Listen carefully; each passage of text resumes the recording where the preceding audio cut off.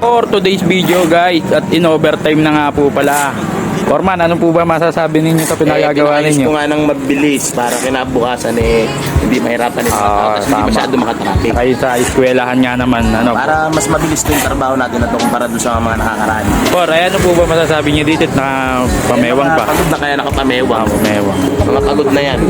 Kaya pa si Engineer Ayan, si Toto. engineer. Engineer, ang ganda naman po na ano natin, architect. Overtime talaga mga tao natin.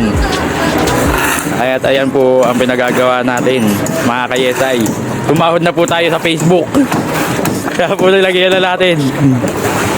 Pina-overtime na natin. Norman, hanggang dulo po ba yan? Hanggang sa amin? natin yan para magkakakali ng tubig papunta sa sapa. Oo, tama yun. Araw-araw natin yung papa-overtime para mabilis yung trabaho natin. Overtime yan ang gabi-gabi.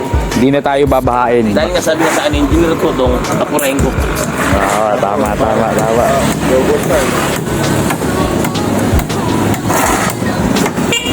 Overtime po yan, mga kayesay.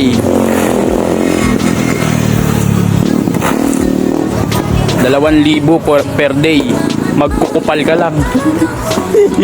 Mangungupal ka lang. 2K per day, oh. Malupiton. Engineer, alis ka na ba Engineer Totong? Oo, okay na. Alis na. Okay na. Hindi naman pwede. Hindi naman petiks. Eri po yung lugawan namin. Kwento Engineer, baka makalimutan mo.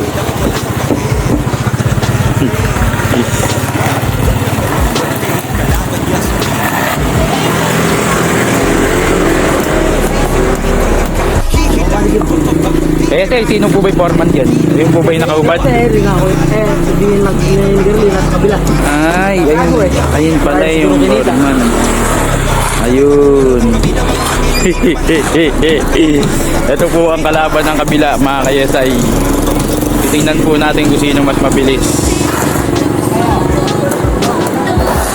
Diba? Dalawa. Kung hindi ka ba naman tanga.